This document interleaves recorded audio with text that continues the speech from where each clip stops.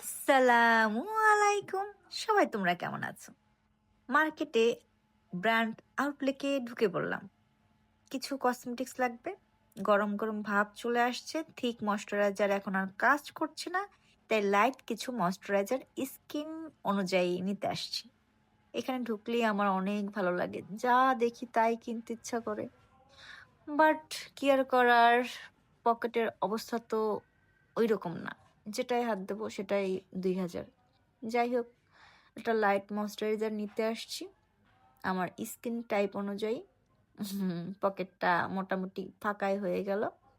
দেন এইখানের ব্যাগগুলো যা সুন্দর, অনেক সুন্দর, ভালো লেগেছে আমার কাছে। এই ব্রাউনিশ চকলেট ব্রাউন কালারের ব্যাগটা। বাট কি আর করার, এখন নেওয়া যাবে না, সামনে ঈদ আসতেছে, তখন দেখা যাবে।